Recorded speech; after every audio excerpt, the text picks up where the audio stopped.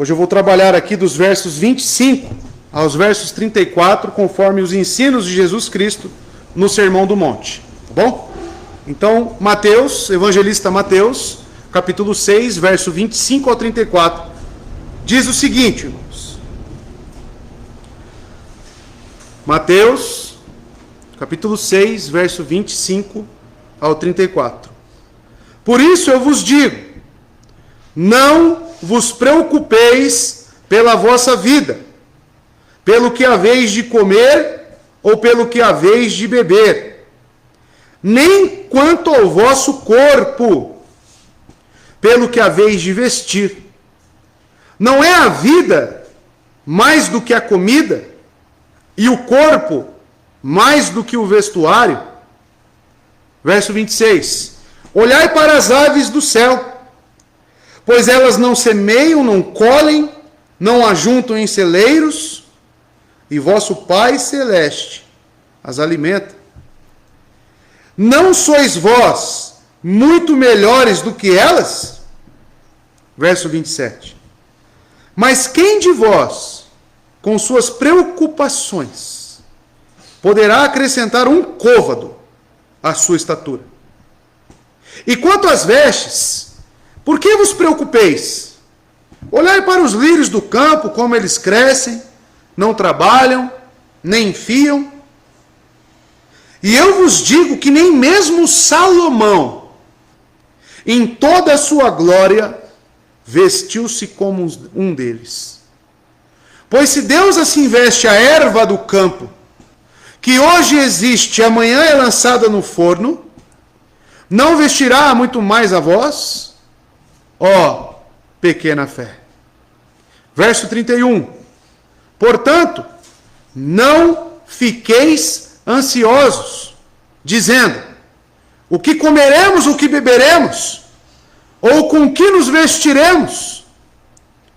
Verso 32. Porque todas estas coisas os gentios buscam. Porquanto vosso Pai Celeste sabe que necessitais de todas estas coisas. 33. Mas buscai primeiro o reino de Deus e a sua justiça, e todas estas coisas vos serão acrescentadas. 34, e último. Não fiqueis ansiosos, pois com o amanhã, porque o amanhã cuidará de si mesmo. Suficiente é ao dia seu próprio mal. Até aqui. Vamos fazer mais uma oração, pedindo que o Espírito Santo nos conduza, nos dê esclarecimento sobre o texto. E que assim ele nos conforme a Cristo, que assim ele mude a nossa vida, mude os nossos corações. Vamos orar. Eterno Deus, nosso Pai, Deus de misericórdia, Deus de amor, Deus de fidelidade. É ao Senhor agora que recorremos. Perante a sua palavra que já foi lida, será explicada, mas necessita da aplicação em nossos corações. Mais uma vez, o seu chamado está sendo aqui realizado. Perante os homens, perante a sua criação. Mas sabemos, Deus, que a eficácia dessa palavra, deste chamado, só pode realmente ser eficaz se o Espírito Santo colocar essas palavras, gravá-las em nossos corações. E é isso que eu te peço, Senhor. Que o Senhor nos ajude, que o Senhor nos encaminhe, que o Senhor ilumine o nosso pensamento, ilumine o entendimento sobre o texto. Que Ele fale aos nossos corações. E que este sermão último deste ano, Deus, continue nos santificando, enviando salvação aos perdidos e principalmente, Deus, edificando a sua igreja no poder da sua palavra. É o que eu te peço nesse momento, Senhor. Também para mim, como pregador, que necessita da fidelidade, que necessita, Senhor Deus, aqui da sua condução também, para que eu não fale nada por mim mesmo, para que eu não conduza nada com prepotência ou com presunção. Ó Deus, que eu fale conforme a tua palavra diz. É o que eu te peço, porque se eu fizer isso, Deus, eu sei que Isso é o suficiente para cada um de nós. Muito obrigado por tudo. É o que eu te peço, que eu oro ao Senhor, agradecido, em nome de Jesus. Amém. Mais um ano se aproxima, irmãos. E por que eu pincei essa passagem, esse trecho de Mateus capítulo 6, verso 25 ao 34? Digamos que aqui, irmãos, é o início do ministério dos discípulos e também o início do ministério de Jesus Cristo. Mateus capítulo 6, a partir do capítulo 5, na verdade, capítulo 5, 6 e capítulo 7, é o famoso Sermão do Monte. É onde Cristo instrui os seus discípulos, que posteriormente seriam os fundadores da igreja dele. Então eles precisavam conhecer os princípios de vida. Eles precisavam conhecer como viver uma vida segundo os padrões celestes. E por se tratar de um início, eu penso em um ano novo que se inicia. Eu penso em uma nova jornada de 365 dias, que não sabemos o que virá. Não sabemos o que nos aguarda, mas Deus sabe. Então 2021, irmãos, foi um ano difícil para muitos. Um ano de pandemia, um ano de muitas mortes, de muitas alegrias também. Mas quem sabia que teria todos os ocorridos, olhando para trás agora, quem imaginava que 2021 seria dessa forma? E isso nos coloca em uma reflexão. O que virá posteriormente? Eu não sei, e nenhum de nós temos capacidade para saber. Mas eu conheço um que detém o livro, onde está escrito todos os nossos dias. Eu conheço aquele, irmãos, que detém as chaves da salvação. E esse, irmão, é o que nos ensina, que nos prepara e que nos instrui para viver aquilo que não sabemos. Mais um ano se aproxima, cada segundo, cada minuto, cada hora é um sinônimo de algo. Isso é fato. Se eu posso ser assertivo nos próximos dias, é que a misericórdia e a graça de Deus irá continuar sendo derramada sobre o seu povo. Isso é um fato. Porque Ele não age com base nos nossos merecimentos. Ele não age com base na retribuição. Não. A graça de Deus, a sua misericórdia, é constante. Senão, seríamos consumidos. Se podemos destacar algo de novo em mais um ano, é ter motivos de nos alegrar. É ter motivos de olhar para as misericórdias do Senhor, que se renovam e se renovam e se renovam. E são dispensadas, não só sobre os justos, mas também sobre os injustos. Quando eu penso em misericórdia, irmão, lógico que misericórdia está atrelado a seres miseráveis. Eu só posso exercer misericórdia de quem está em uma situação que exige misericórdia. E quando eu penso na misericórdia de Deus, amados, eu penso na paciência do nosso Senhor Jesus Cristo. Neste último ano, Ele apela a nós e espera para ser gracioso conosco. Admirável, de fato, é a paciência do Salvador em lidar com todos nós. Ano após ano, não obstante nossas provocações, rebeliões, resistência. Amados, como eu disse, algo é certo, é a graça e a misericórdia. Outra coisa também é certa, que você pecará amanhã. Que você pecou hoje, que eu pequei hoje. Eis o motivo das misericórdias de Deus se renovarem todos os dias. E o fato de nós não sermos consumidos. Nós acordamos e a nossa vida é uma afronta a Deus, que é puro em santidade, que é excelso, sublime. E mesmo assim, Ele tem uma atitude condescendente para com cada um de nós. Ele se estende, Ele nos ajuda. Enviou seu Filho Jesus para que o homem tenha salvação e viva de uma forma que, apesar das imperfeições, venha a lhe agradar. Amados, estamos diante de um texto que eu diria que é um parâmetro de vida.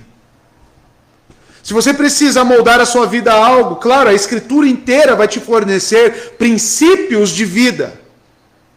Mas aqui, digamos que tem um resumo. Tem os princípios básicos de uma vida que agrada a Deus. O texto inteiro é um bom parâmetro para todos nós, onde nosso Senhor Jesus nos direciona a ter um foco certo, uma maneira saudável de viver, e principalmente de ser grato, de acordo com as suas tenras misericórdias. Como fazer isso? Vamos entrar no texto, e versículo a versículo vamos buscar o entendimento daquilo que Cristo nos instrui, daquilo que Ele nos direciona. Utilizarei agora João Ferreira de Almeida, revista e corrigida, a partir do verso 25.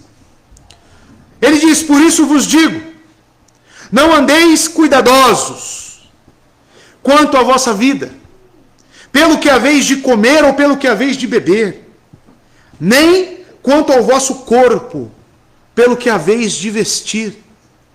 Não é a vida mais do que o mantimento e o corpo mais do que o vestido?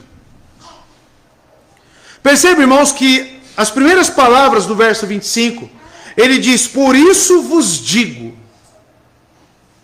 Nos parece, então, que quando ele fala por isso vos digo, na King James ele diz por isso vos digo também, da mesma forma. Então a palavra portanto, talvez a sua versão tenha portanto, isso é uma conjunção. E uma conjunção, ela faz uma interligação com aquilo que ele vem falando anteriormente. E mostra que existe uma conexão, irmãos, com o precedente. Uma vez que os tesouros terrenos e transitórios, porque todos os tesouros terrenos são transitórios, não satisfazem, o descansar o coração neles implica em dispensar os deleites perenes do céu. Vamos analisar o que ele disse? O que é precedente? E por que ele utilizou essa conjunção? Portanto, por isso, ele diz no verso 19 ao 21. Não ajunteis para vós tesouros na terra, onde a traça e a ferrugem os corroem, e onde os ladrões arrombam e roubam. Mas ajuntai para vós tesouros no céu, onde nem a traça nem a ferrugem corroem, e onde os ladrões não arrombam nem roubam. Verso 20, mas ajunteis, amados. Verso 21, pois onde estiver o vosso tesouro, veja só, aí estará também o vosso coração.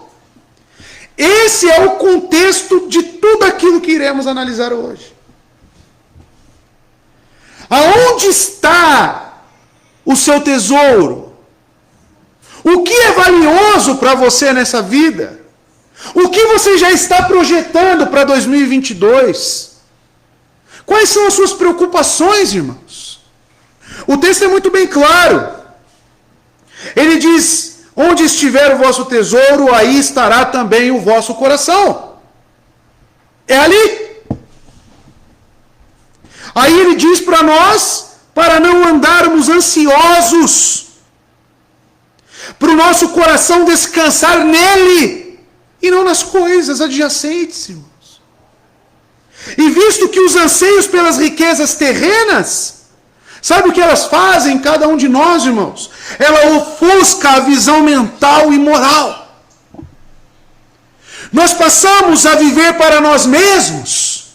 Nós passamos a viver para os nossos próprios objetivos. E ai daquele que se opõe aos seus objetivos. Atropelamos.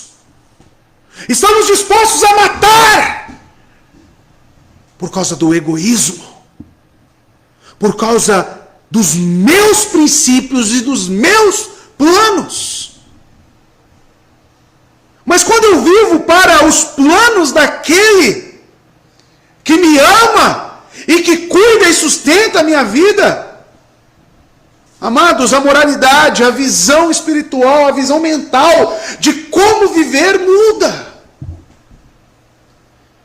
E finalmente, em virtude da escolha que se deve fazer, o texto deixa muito bem claro, porque um texto como este, irmão, nos coloca na parede e nos incita a dar uma resposta. A quem eu sirvo? Em quem está o meu coração? Em Deus ou nas coisas deste mundo? Amados, existe uma figura pagã, um deus pagão, no Antigo Testamento chamado Mamon. E os servos de Mamon, eles têm as características de viverem uma vida relacionada à idolatria, ao dinheiro e aos bens terrenos. Os servos de Mamon estão com um texto que é a antítese para a vida deles. Ou seja, as coisas terrenas, tais como bebida, como comida, para manter-vos vivos, ou até mesmo a vestimenta. E depois de tudo que o vosso Pai Celestial, quem vos deu a vida e o corpo, e será Ele quem vos há de sustentar, quem vos muniu, irmãos, do maior, ou seja, a vida e o corpo, não vos fornecerá também o menor? Os princípios desse texto, amados, é do maior para o menor. Ele vai dizer quem deu este corpo, a qual a sua alma habita. Quem te criou? Muitas pessoas pensam que Deus nos criou e nos deixou a bel prazer, largados. Você realmente acha que Deus ele tem algum déficit? Você acha que Deus ele é incompleto na sua criação? Quando Adão e Eva caiu, lá em Gênesis, irmãos, e eles se viram nus, quem foi que fez roupa para eles? O próprio Deus. Às vezes nós pensamos que Deus não está pronto a nos ajudar. Às vezes pensamos que Deus não fornece meios para o nosso sustento, irmãos. E aí começamos a viver centrados naquilo que necessitamos. A linguagem que Cristo utiliza aqui, vestimenta, comida e bebida, na verdade é um resumo, tá, irmãos? Se você perceber, comida, bebida e vestimenta são os itens necessários para a sua sobrevivência na Terra. Então ele resume tudo que está ao nosso redor que é material. E nos diz claramente que não é nisto que devemos colocar a nossa esperança, a nossa confiança, o nosso foco, os nossos objetivos, irmãos. Ele diz, não andeis cuidadosos, não andeis ansiosos quanto à vossa vida. A palavra cuidadosos aqui, na minha versão, ela vem do grego merinal, que significa distraído, ansioso, estar preocupado com os cuidados. Uma vez que aqui se usa o imperativo presente, não andeis, imperativo presente. Então, amados, isso significa o quê? Como se ele estivesse dizendo, não tenhais esse mau hábito. Não tenham essa forma de vida. Contudo, também pode ser, se já caístes nisto, então desfazei esse hábito. Deixai de preocupar-vos. E compreende-se com o verso 31, que virá posteriormente, onde está uma exortação. Não fiqueis preocupados. Vocês vão perceber que Cristo, ele repete, não fiqueis ansiosos, não fiqueis preocupados, não fiquei. Você percebe, irmãos, que a ênfase de Jesus está na plena confiança nele. Lucas 10, verso 38 ao 42, um texto muito conhecido pelos irmãos, fala de um exemplo de duas mulheres, Marta e Maria. Veja só o que Cristo fala sobre a conduta das duas. Perceba. Caminhando Jesus e os seus discípulos, chegaram a um povoado onde certa mulher chamada Marta o recebeu em sua casa. Maria, sua irmã, ficou sentada aos pés do Senhor, ouvindo sua palavra. Marta, porém, estava ocupada com muito serviço. E aproximando-se dele, perguntou: Senhor, não te importas que minha irmã tenha me deixado sozinha com o serviço? Uma pergunta que você deve fazer ao texto: qual que é a preocupação de Marta ao fazer essa pergunta para Jesus? O que é que ela valoriza? Diz-lhe que me ajude. Ela fala para Jesus: Jesus, fala para me ajudar. Respondeu o Senhor: Marta, Marta. Ele repete o nome dela duas vezes, porque ele quer a atenção dela. Marta, Marta, você está preocupada e inquieta com muitas coisas. Quando ele fala muitas coisas, não se resume somente neste ato aqui. Jesus tem uma visão mais profunda do coração de Marta. Você está inquieta com muitas coisas. Todavia, apenas uma é necessária. Maria escolheu a boa parte, e esta não lhe será tirada. E qual que é a boa parte? Está sentada aos pés de Jesus, ouvindo seus ensinamentos para a vida. Ainda mais tendo em vista o período curto do ministério de Jesus Cristo. Amados, esse texto, ele ilustra o que estamos falando aqui. O que Cristo está ensinando para os discípulos. Com isso, irmãos, o que podemos presumir do texto, arrancar do texto? Preocupação, ansiedade, exacerbada, colocada nas coisas erradas, terrenas, é pecado. É pecado. Não porque eu acho, porque Cristo está dizendo: não andais ansiosos. De não confiar e andar ansioso significa o quê? Não confiar na promessa e na providência de Deus. E ainda assim é um pecado que os cristãos cometem. Talvez com mais frequência do que qualquer outro. A etimologia, isso é interessante. Etimologia é a origem das palavras. Nós vamos buscando de onde que a palavra veio. A maioria das nossas palavras no português, ela vem do latim. Mas também tem algumas de origem grega. Mas quando eu penso na palavra preocupação no inglês, ela tem a sua origem numa palavra alemã, que significa estrangular. Significa sufocar. Quem tem crise de ansiedade sabe como é que é isso. É algo sufocante. É uma preocupação que passa dos limites. E a pessoa acaba perdendo o controle. Isso é exatamente o que se faz quando nos preocupamos com coisas erradas. A preocupação é o oposto de contentamento, irmãos. A preocupação, a ansiedade é o oposto de confiança, contentamento.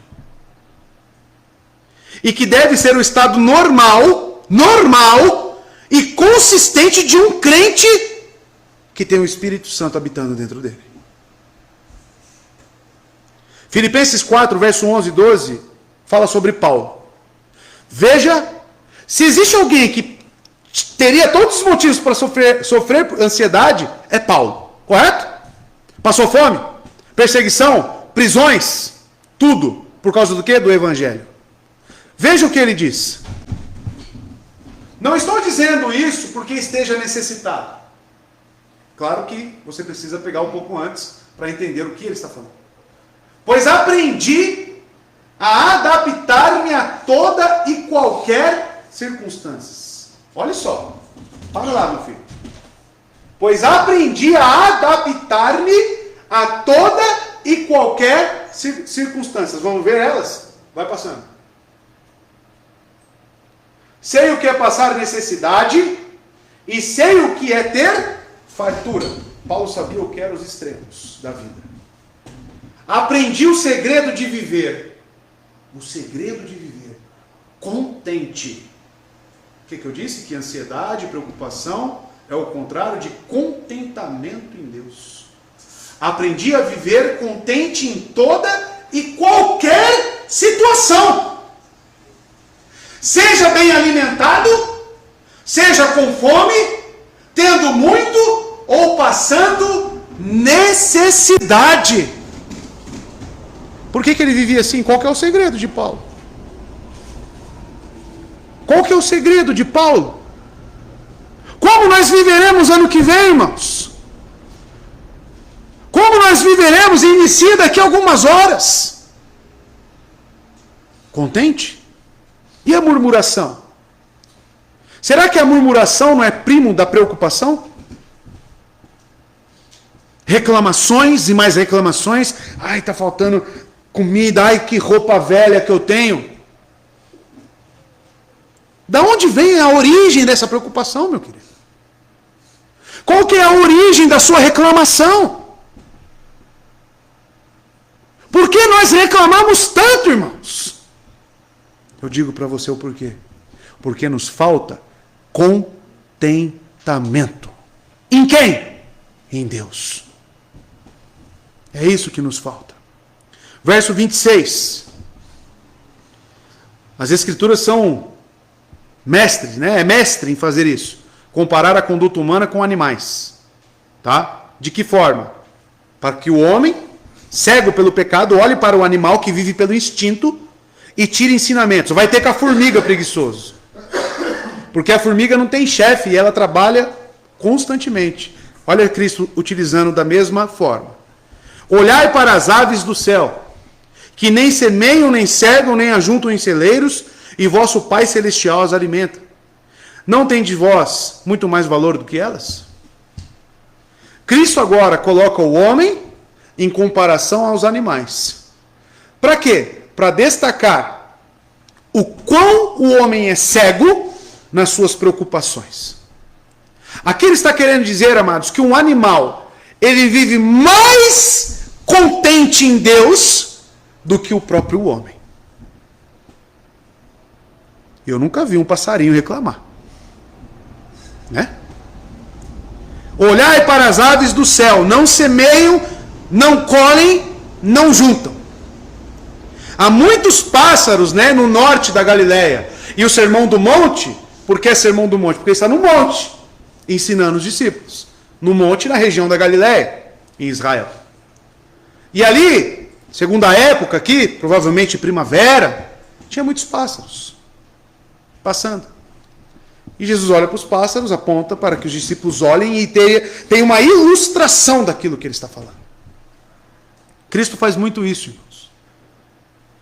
Mas algo que nós devemos destacar aqui, que talvez você já esteja pensando, nossa, então Cristo está nos ensinando a ser ociosos, numa linguagem bem popular, né? É o famoso vadio, né? Aquele que fica sem fazer nada. É isso que ele está falando? Claro que não. Claro que não. Não é um estímulo, um incentivo à ociosidade isso. As aves adultas, elas lutam pela vida. Elas não ficam quietas em um galho na árvore com a boca aberta esperando o alimento cair. Não, ela vai atrás do alimento, ela monta o seu ninho, ela escolhe uma árvore mais alta para ter a proteção. Ela trabalha. Ela trabalha. Então, amados, elas não vivem muito ocupadas. Elas vivem muito ocupadas, perdão. Elas recolhem insetos, vermes, preparam ninhos, como eu disse. Não obstante, deve-se ter em mente que as aves não têm culpa de exagerar em fazer algo bom, pois elas agem instintivamente, diferentemente de um homem. O ser humano que tem razão, que tem emoções, que é feito à imagem e semelhança de Deus, É por causa do pecado que habita em nós, irmãos, que esses sentidos que nós temos, dados por Deus, eles começam a ficar fora de sintonia, fora de eixo. E é necessário colocar no eixo. Jesus está fazendo exatamente isso com seus discípulos. Os homens, vejam, eles não são aves que não semeiam, colhem, ajuntam em depósitos, mas também que, enquanto se envolvem em tudo isso, a miúde são dominados por terríveis pressentimentos, ignorando em grande escala as promessas de Cristo. Enquanto as aves vivem despreocupadamente, os homens são dominados pelas aflições. O trabalho, irmão, ele dignifica o homem. O trabalho, ele sempre existiu em Gênesis. Quando não tinha o pecado na humanidade, o homem trabalhava. Quem foi incumbido de dar nome aos animais? Quem se acha que colhia as folhas que caíam das árvores? Adão! Com a queda. Agora você vai comer do suor do teu rosto. O trabalho em Provérbios, ele é muito destacado. Agora a preguiça, a ociosidade é condenada. O problema, irmãos, é que o homem, em trabalhar, e devemos trabalhar, devemos nos envolver, mas com moderação, com equilíbrio, e não pegando algo e tornando aquilo a minha fonte de vida. Tem pessoas, talvez minha mãe viveu essa época, na época do Collor, onde todas as contas foram saqueadas. Jodeir deve ter já, o pai dele, né, Jodeir, deve ter visto isso. Vocês já pesquisaram o índice de suicídio que teve naquela época? Quantas pessoas se mataram? Porque a hora que acessou a conta, foi lá no banco, puxou um extrato, viu zerado. Se matou. Eu te pergunto, por que ele se matou? Por quê? Porque o tesouro dele era aquilo e o coração dele estava naquilo. A fonte motriz da vida dessas pessoas é as riquezas, é o que ela consegue obter, é o que ela consegue fazer. E quando você tira isso dela, ela perde o chão, perde as estruturas e deseja a morte. Deseja a morte. Falta de contentamento em Deus. Como Jó. Já ouviram a história de Jó? Matou filhos, riquezas, era o homem mais rico do Oriente, perdeu tudo. O que ele disse? Deus deu, Deus tomou, louvado seja o nome do Senhor. Muito parecido com o que Paulo, né? Diz, né? Sei viver na bonança, na fartura e também na miséria, na necessidade. Saber se contentar, irmãos. E isso só é possível quando nós temos nossas esperanças além daquilo que podemos ver, além daquilo que podemos sentir. E Jesus pergunta diretamente para os seus discípulos e pergunta para nós hoje: não tem de vós muito mais valor do que elas, do que as aves? Ou seja, não será para vocês que vocês pararem em sã consciência, olhar para as aves, o tratar de Deus com esses pequenos animais e comparar com você, o que você deve se preocupar? Por que você se preocupa tanto? Por que essa ansiedade te domina? Por quê? Não tendes vós muito mais valor do que elas? O argumento de Cristo, como eu disse, vem dá uma importância maior para a menor, irmãos. E equivale o quê? Agora, pegando as aves, né, inverte um pouco, vem do menor para o maior. Se as aves que não podem, em qualquer sentido real, fazer planos para o futuro, não tem razão de preocupar-se, muito menos vós, nós, meus seguidores dotados de inteligência, de modo que podeis pensar no futuro, não devieis ser dominados por ansiedade. Além disso, se Deus faz provisão, mesmo para todas essas pequenas criaturas, será que Ele não faz para nós? É aquela história, né, irmãos? Estou desempregado. Ah, a providência de Deus, Deus vai me trazer. Olha, ele fala aqui, ó. Não levanta cedo e vai entregar currículo para você ver. Mas ao ir entregar o currículo, ao confiar em Deus, as coisas mudam. E mesmo que não tenha o trabalho, você permanece confiando em Deus. Abraão é alguém que conhecia Deus por essa provisão, sabiam? É Abraão que chama Deus de Jeová Jirê. Jeová Jirê significa o Senhor proverá, ou o Senhor que fornece. Por que ele falou isso? Porque quando ele estava prestes a sacrificar ali o seu filho, apareceu quem? O Cordeiro. Claro que isso era uma tipologia de Cristo, o Cordeiro perfeito. Verso 27. E qual de vós poderá, com todos os seus cuidados, acrescentar um côvado à sua estatura? Talvez você não entenda, né, o que significa côvado à sua estatura, né? Mas vamos lá, vamos por partes.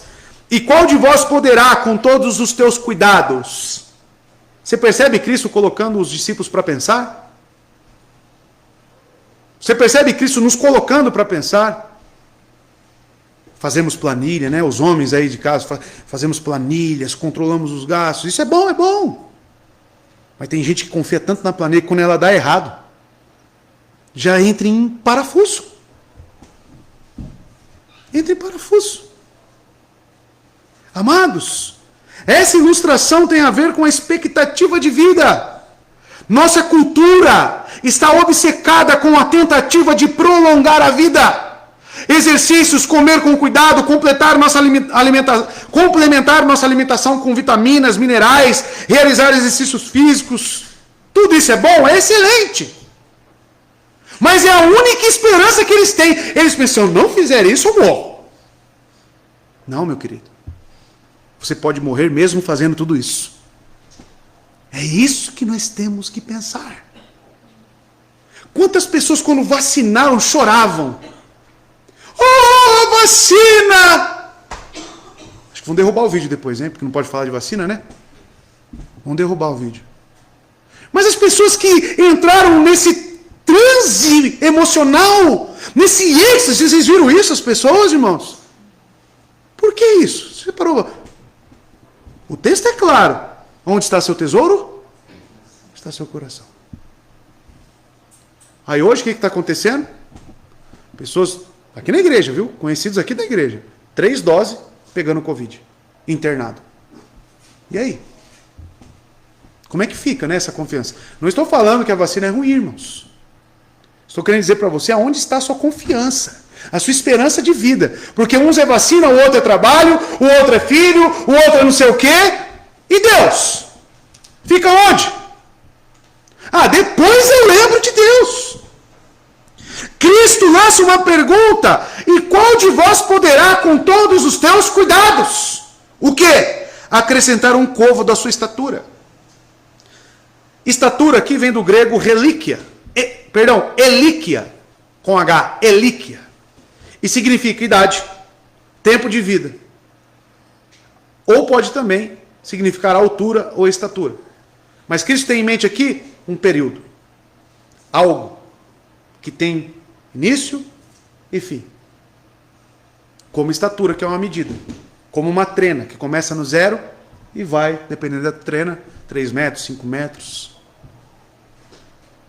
E qual de vós poderá, com todos os teus cuidados, todos eles, com todas as tuas preocupações, acrescentar um côvado à sua estatura? Ou seja, irmãos, o significado do que ele está querendo dizer é: quem dentre vós, por mais preocupados que esteja, pode alongar a extensão da sua vida? Quem? Mais um ano para se viver, irmãos, nós teremos. Mais um ano. E isso é ínfimo. O que é um ano comparado com a eternidade? E além do mais, nem mesmo esse pouco ninguém pode alcançar através de preocupações ansiosas. E isso aqui inclui, inclusive, os legalistas, irmãos. Não, eu preciso ir para a igreja, né? Porque senão eu não vou ser salvo.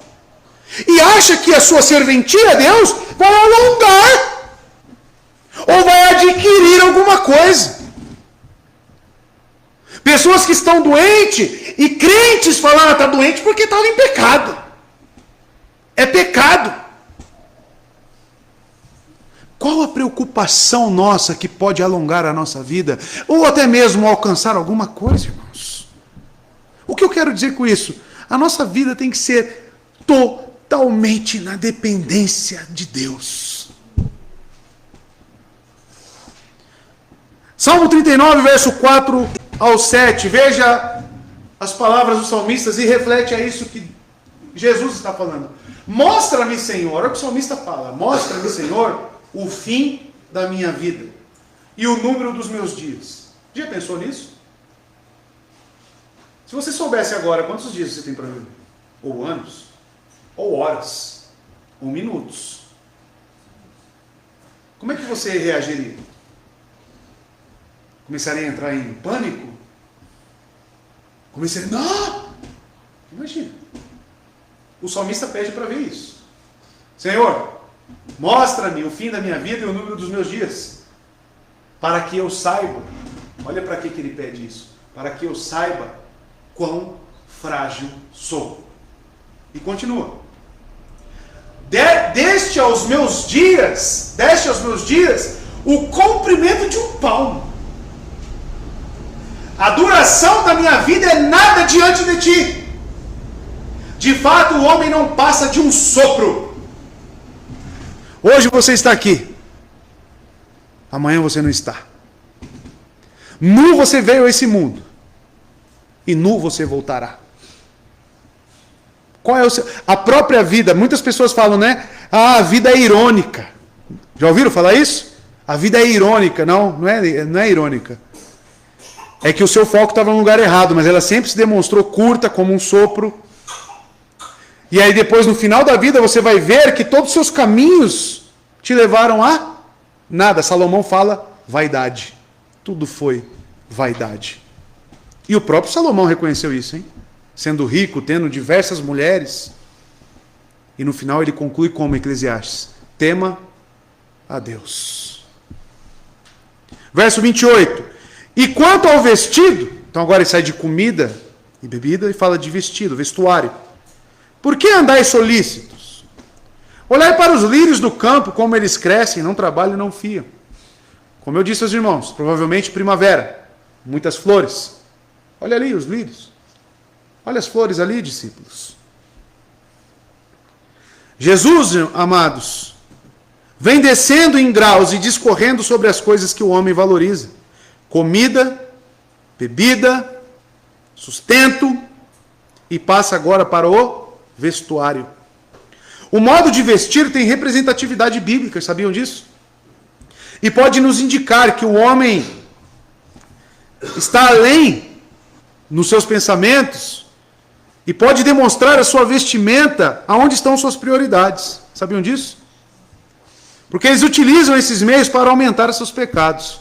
Veja uma das exortações de Paulo a Timóteo, um jovem pastor.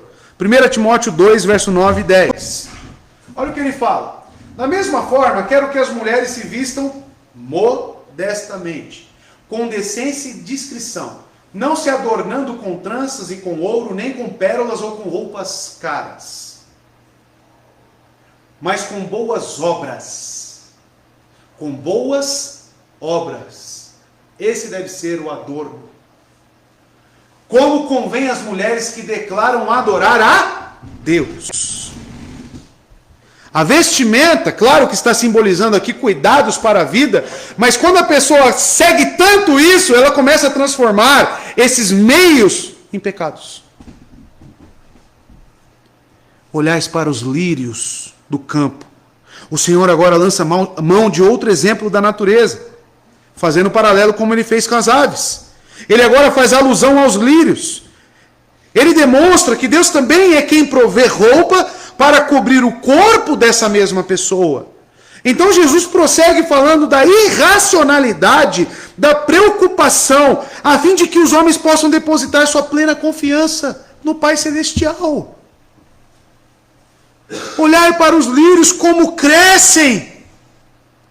Não trabalham, não fiam. Segundo o contexto, deve significar, sem qualquer, irmãos, trabalho da parte. Qual que é o trabalho que a planta tem para crescer? Qual é? Se não vier chuva, cresce. Quem manda chuva? Sem receber qualquer cuidado de algum homem. Não estou falando da plantinha que está no seu vaso, na sua casa, não. Estou falando daquela lá, no meio do nada, que cresce. Quem cuidou? Aí você diz, nossa, que planta linda. Olha para ela, querido. E reflete nela e compara a sua vida. Porque você está prestes a iniciar um ano, irmãos, inteiro. Se assim for, da vontade de Deus. Então não vamos fazer planos. Eu não trouxe esse sermão aqui, amados, para te incentivar, te valorizar, te encorajar. Não, eu trouxe esse sermão para quê? Para que todos nós tenhamos pé no chão e saibamos viver para a glória de Deus. É isso. Verso 29, eu vos digo que nem mesmo Salomão, em toda a sua glória, se vestiu como qualquer deles. Nem mesmo Salomão. Quem foi Salomão, irmãos? Entre os reis, o mais rico. Segundo as Escrituras, o mais belo. O seu reinado adquiriu riquezas e mais riquezas. Foi quem construiu o templo do Senhor. Colunas de mármore, ouro, tudo de mais belo. Cristo diz, comparando com Salomão, que tudo depende do Senhor. Salomão, se comparado com uma beleza prístina da natureza de Deus, ele não se adornou como qualquer uma delas. É isso que diz o texto. Ou seja, que o vestuário mais fino de Salomão, o mais belo, na melhor das hipóteses, era apenas uma imitação e um derivado do que a natureza realizada pelas mãos de Deus é. Porque o homem, ele tenta, se você parar para pensar, da onde vem a beleza das coisas criadas pelo homem? Ele olha para a natureza, irmãos. Ele tenta replicar. E quem fez? Qual foi o homem que foi lá e desenhou a flor? Deu a forma, deu as cores. Foi o homem? Mas a beleza do que ele vê, ele tenta reimprimir. Né? Não tem ninguém aqui com uma blusa com flor, né?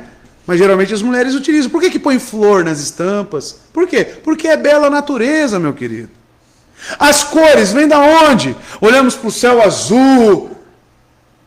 Mesmo Salomão, com seu traje mais fino e mais belo, não passava de uma cópia daquilo que está na natureza e é feito pelas mãos de Deus. É por isso que Cristo diz isso. Ele compara a criação com o que o homem pode fazer. É uma exortação para os nossos dias, amados. Que gastamos tanto tempo atrás de dinheiro, se esforçando para se vestir, para saciar nossas vaidades. Cobiçar caras roupas elegantes, amados, é perigoso. E além de pecaminoso. Porque o seu único objetivo é alimentar o seu orgulho. Por que as pessoas querem... Você já viu aquelas pessoas que falam, vamos lá comprar uma roupa, aonde? Vamos na Riachuelo. Riachuelo? Vamos no Brás. Brás? Eu só ando, fala uma marca, é Tommy, né? Como é que é? Eu nem sei qual é uma marca aí. Eu só compro roupa naquele lugar. Para quê? Você não vai se vestir da mesma forma? Isso é para alimentar a vaidade, o orgulho, o ego. É uma exortação para nós. Verso 30. Pois se Deus assim veste a erva do campo, olha só. Pois se Deus assim veste a erva do campo, que hoje existe e amanhã é lançada no forno, não vos vestirá muito mais a vós? homens de pouca fé. Tendo em vista a beleza, a grandeza da criação, da natureza, das flores, que sem a ajuda ou preocupação de alguém são mantidas por Deus, agora Jesus se prepara para mais uma vez argumentar do menor para o maior, da planta para o homem. Isso deve chamar nossa atenção pela repetição do Salvador. Que hoje existe, ele fala, pois se Deus assim veste a erva do campo, a plantinha que ele utilizou como exemplo, e ele fala que hoje existe, amanhã é lançada no forno, porque muda a estação, sai fora a primavera, vem o verão, queima, vem o inverno, destrói, e depois vem de novo. Amados, o destino, o que Cristo está falando aqui, ele quer colocar a nossa atenção em coisas que não perecem. Ele usa o exemplo de algo que perece e compara com a preocupação tola do homem. Porque toda a nossa preocupação nessas coisas é insensatez, irmãos. É tolice. As pessoas falam, não, você não pode ser um gari. Você não pode ser uma faxineira. Quem disse que não pode? Por que as pessoas estabelecem padrões? Sabe por quê, meu querido? Por causa de vaidade. Por causa de orgulho. Por causa de preocupação. Não, porque como engenheiro, você vai ter um salário mais alto. Aí você vai comprar mais. Você vai gastar mais. É assim que o homem deve viver? Essa é a nossa preocupação? Eu conheço pessoas que têm um salário mínimo e vivem felizes com Deus, irmãos. Não vos vestirá muito mais a vós, homens de pequena fé. Jesus denomina os seus preocupados seguidores. Olha só o nome que ele dá. Homens de pequena fé. As diversas passagens nas quais ele faz uso dessa descrição, em seus contextos, são as seguintes. Com base nessas passagens, parece que a descrição que se refere ao fato de que as pessoas assim caracterizadas não estavam recebendo de coração o consolo que poderiam ter obtido na presença das promessas, do cuidado, do poder, do amor de Cristo. Verso 31. Olha a repetição aí mais uma vez. Não andeis, pois, inquietos, dizendo que comeremos ou que beberemos, ou com que nos vestiremos. Aqui ele faz um apanhado. Jesus resume a lição inteira, referente ao caráter pecaminoso e irracional da ansiedade com relação à comida, vestuário, como se notou anteriormente no verso 25. E há uma ligeira mudança, percebam, não só de evitar a ansiedade habitual, mas até mesmo o primeiro passo que produz esse hábito deve ser excluído. Ele diz, não vos torneis, não venhais a ser ansiosos. Não é isso que ele diz? Não andeis por inquietos. Não venhais a ser. O que ele está querendo dizer? Se essas coisas começarem a brotar no seu coração, você deve parar, refletir, colocar a sua vida realmente no eixo em que ela deve estar. E o eixo está aqui, irmãos, nas palavras de Cristo. Não andeis, de que forma? Ele repete, que comeremos, que beberemos, com que vestiremos. E verso 32. Aqui as coisas ele começa agora a arrochar. Porque estas coisas os gentios procuram. De certo, vosso Pai Celestial bem sabe que necessitais de todas estas coisas. Ele diz. Mas foco aqui para as palavras em parênteses. Porque todas estas coisas os gentios procuram. Por que Cristo disse isso, nas palavras aqui do evangelista? Gentios, irmãos, eram aqueles que não conheciam ao Senhor. Gentios eram aqueles que tinham ídolos pagãos. Gentios eram aqueles que rejeitavam a Cristo. Até então. E ele assimila que as pessoas que andam preocupadas com essas coisas são as pessoas que nada têm com ele. Perceba. Naturalmente, os gentios que não reconhecem o Pai Celestial e estão em completa ignorância quanto à providência divina, descansam seu coração e preocupação na comida e vestuário. As coisas materiais se constituem no objeto do seu desejo. Eles são consumidores desta vida. Diferentemente dos seguidores de Cristo, esses devem ser distintos, singulares, e não descer ao nível dos gentios. Eles devem confiar e não ter medo de nada. De certo, o vosso Pai Celestial bem sabe que necessitais de todas estas coisas. Se você pegar um pouco antes, no mesmo capítulo, tem a oração modelo. Qual que é a oração modelo? A oração do Pai Nosso, irmãos. Vocês sabem uma das coisas que está na oração do Pai Nosso? Venha o teu reino, seja feita a tua vontade, na terra como é no céu. O pão nosso de cada dia dá-nos hoje. A oração direcionada a Deus envolve o nosso sustento diário. Verso 33, irmãos. Aqui é o supra-sumo. Se eu fosse você, eu pintava na sua Bíblia. Aqui está o que devemos fazer. Mas buscai primeiro o reino de Deus e a sua justiça, e todas estas coisas vos serão acrescentadas. Tudo que ele falou sobre preocupação, sobre comida, sobre bebida, sobre vestuário, está contido em um único lugar: em buscar primeiro o reino de Deus e a sua justiça. Perguntas ao texto: o que é buscar o reino de Deus? Segunda pergunta: o que é essa justiça?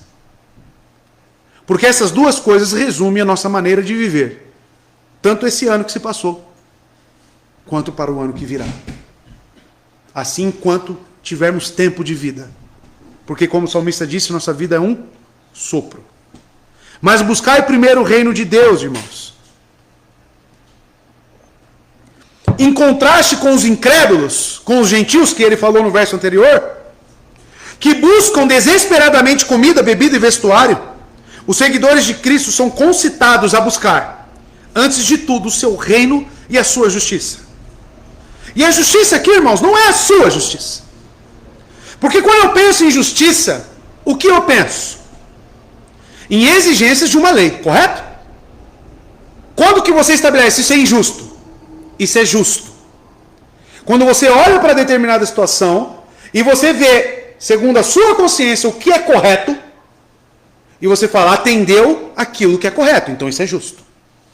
Agora, se um juiz soltar um homicida com mais de 5 assassinatos nas costas, culpado, e o juiz falar, não, pode soltar ele, e você ver aquilo, você certamente irá falar, esse juiz é injusto. Qual a justiça que está sendo falada aqui?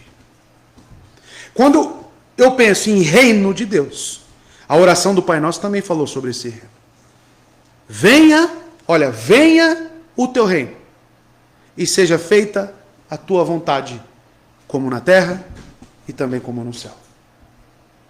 Ele está falando sobre padrões de justiça de Deus. E como que eu conheço os padrões de justiça de Deus? Através daquilo que Ele exige de cada um de nós. A sua palavra. Não tem como eu saber os padrões de justiça de Deus, as exigências de Deus, sem ter contato com a sua palavra. Por isso nós confiamos, nós lemos, nós nos debruçamos neste livro, porque este livro é o que direciona a minha vida. E a minha, não é porque apenas palavras, apenas um livro qualquer. Não, aqui é a palavra de Deus. É a vontade do soberano. É o que direciona tudo para mim. E se eu olho aqui para as palavras de Cristo, buscar primeiro o reino de Deus e a sua justiça, é lógico que eu não tenho que partir dos meus pressupostos. Que eu não posso partir daquilo que eu acho que é justo. Porque a nossa justiça, a cada dia que passa, ela se demonstra uma justiça falha. A nossa justiça é uma justiça, como diz o profeta Isaías, como trapos de imundícia. Agora, a justiça de Deus, ela é perfeita, ela é boa, ela é agradável.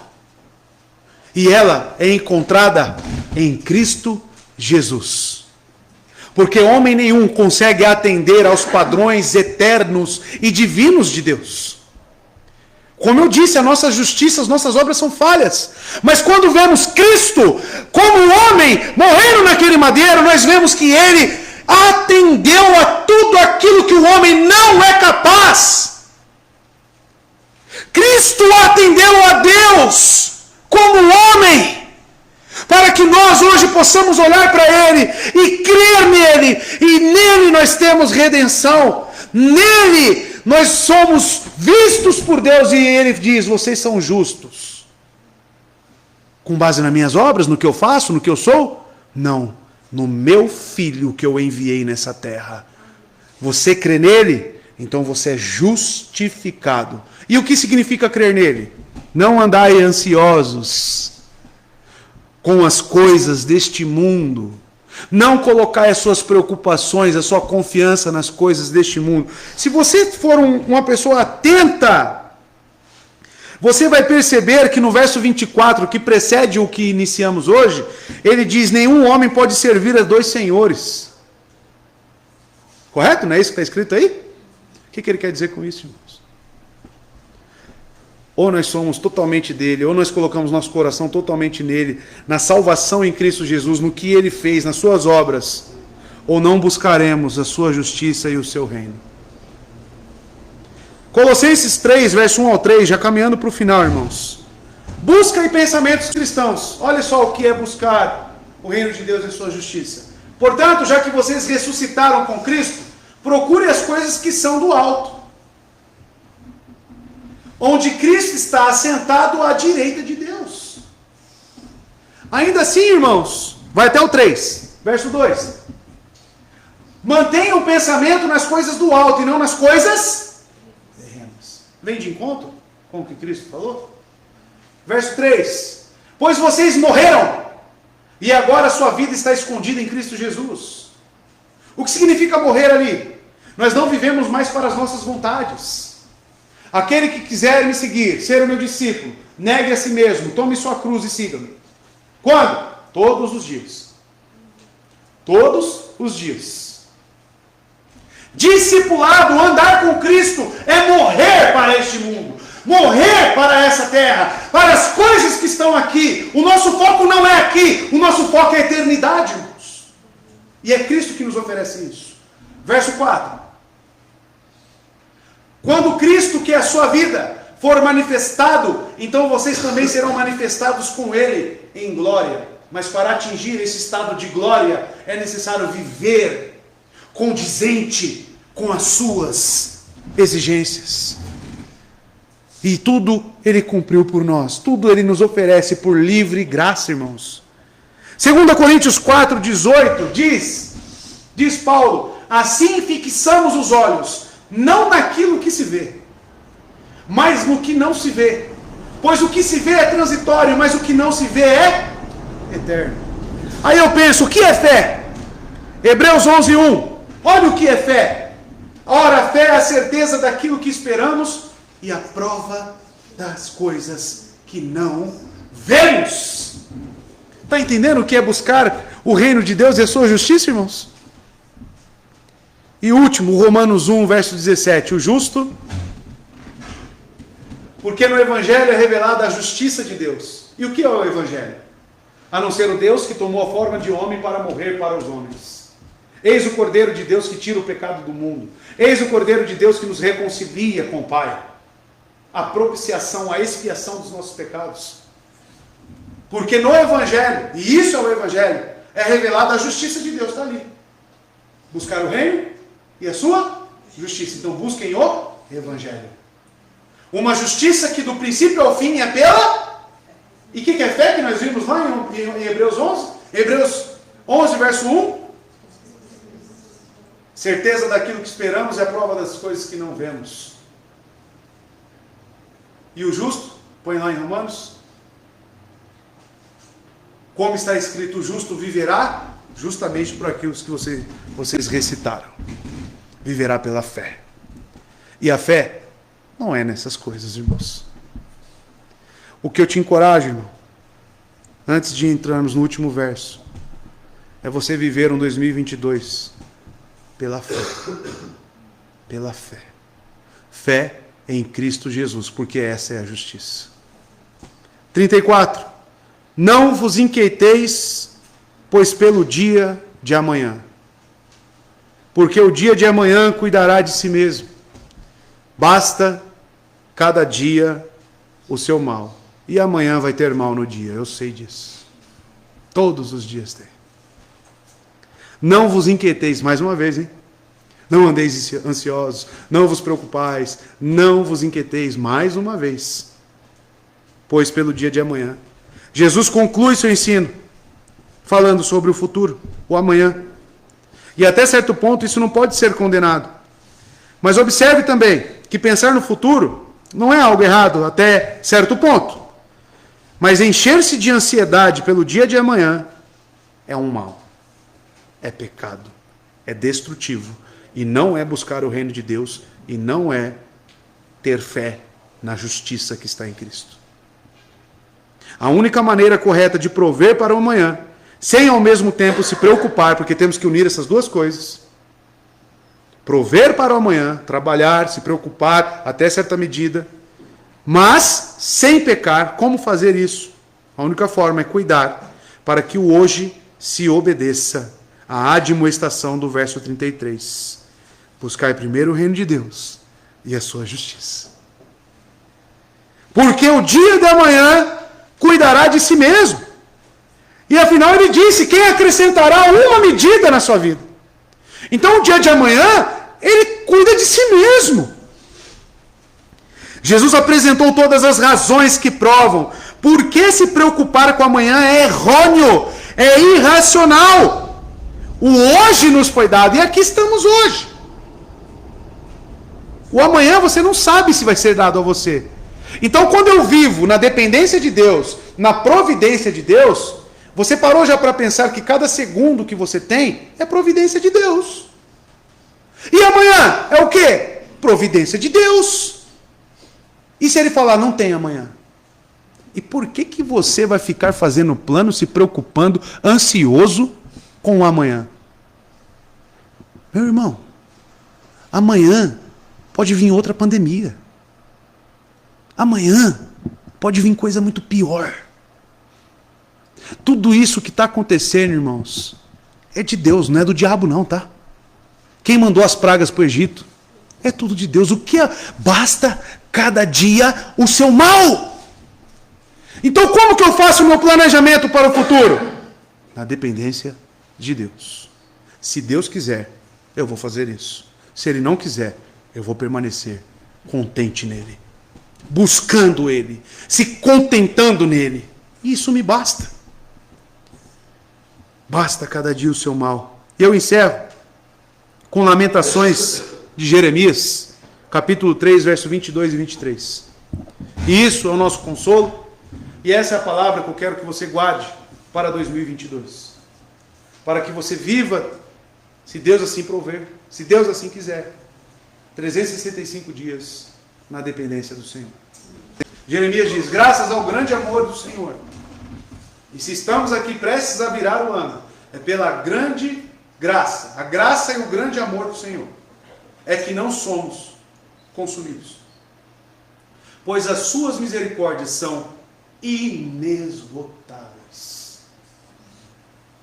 E no verso 23, renovam-se cada manhã. Então, basta cada dia o seu mal. O dia ele cuida de si mesmo. Por quê? Porque eu estou alicerçado nisso. Renovam-se cada manhã. Grande é a sua fidelidade. E se amanhã você acordar doente, isso aqui é mentira? Não. Permanece. Porque a doença também glorifica o nome de Deus. E é isso que nós temos que entender. E não andar ansiosos, e não andar preocupados. Que o nosso 2022, irmãos, seja na presença de Deus, seja na igreja do Senhor, seja buscando Ele com todas as nossas forças, com todo o nosso entendimento, com todo o nosso coração. Que você possa pensar em como você viveu para Deus em 2021. Está aquém? Como você acha? O quanto você não se contentou nele, o quanto você teve ansiedade, o quanto você se preocupou, o quanto você buscou as coisas erradas. O quanto você anulou isso aqui. Que possamos agora, irmãos, refletir sobre a nossa conduta e buscar em Deus o renovo, buscar em Deus a força, o entendimento para viver um ano buscando o reino de Deus e a sua justiça. Amém? Eu gostaria que você agora orasse comigo. Que você refletisse sobre tudo isso que foi falado. E pense como que você quer entrar nesse ano, como que você quer viver. Pense nisso. Peça por arrependimento, meu irmão. Peça para que Deus tire toda a incredulidade do seu coração, toda essa raiz de murmuração e não contentamento, e que possamos viver alegres, mesmo nos dias maus, porque a misericórdia dele continua sendo renovada. O que nós merecemos, irmãos, se formos trabalhar com merecimento, o que nós merecemos é o fogo do inferno. Se nós formos trabalhar com merecimento todos os dias, não era nem mesmo você estar aqui numa igreja, ouvindo a santa palavra de Deus. Então glorifique a Deus. Agradeça a Ele. Vamos orar.